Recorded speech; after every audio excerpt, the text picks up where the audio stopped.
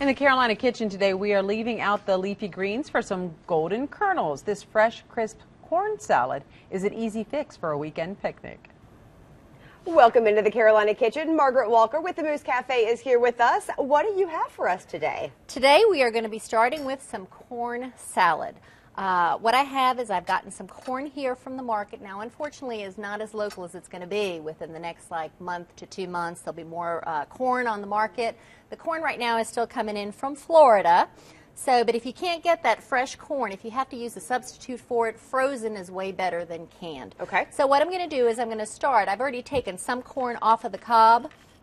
But we're just going to chop that corn right off of the cob. Probably 1 ear of corn will yield about 1/2 of a cup of corn. Okay. So I'm starting with about 2 cups of corn. So I'm going to need about 4 to 6 ears, depending upon the size. Did you boil the corn? Yes, the corn. Thank you. The corn is already cooked because this is just going to be a raw salad. So I'm just going to add it on into there. Cut up a little bit more. And to that, I'm going to add 3 scallions or green onions that have been trimmed. I took off the bottoms and I'm taking off the tops. And I don't like to use too much of this end of it because it can get a little bitter.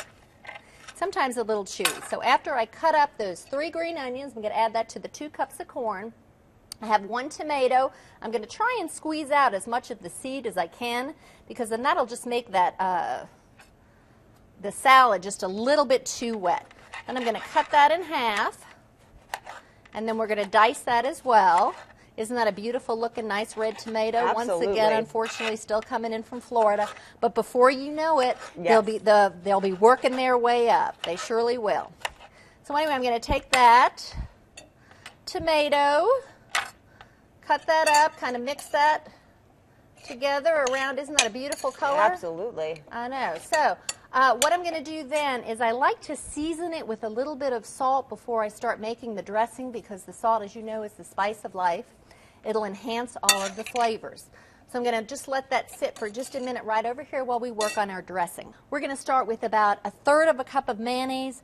To that, we're going to add a tablespoon of lemon juice. We're just going to kind of stir that around to get it just kind of wet. Now, do you have to use the full flavored mayonnaise if you're trying to cut some calories? Can you use some lower fat? No, you can.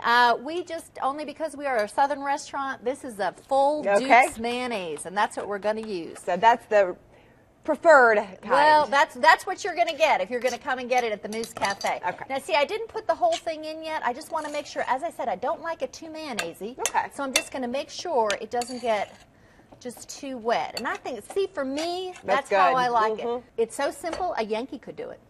So simple, a Yankee could do it. I love it. That is true, yes. Let's get you guys the recipe at home. Go to our website, WLOS.com. Click on the Carolina Kitchen link. That, of course, is the fastest way. Or you can send a self-addressed stamped envelope to 110 Technology Drive, Asheville, 28803. Corn salad. I imagine this is going to be perfect for spring and summer, too, with a cookout. Yes. I bet that's an awesome side. You have your corn on the cob the day before, and then any leftover corn that you have, you turn it into corn salad. That looks great. Margaret, thank you so much for being with us. Thank you. And that's what's cooking today in the Carolina Kitchen.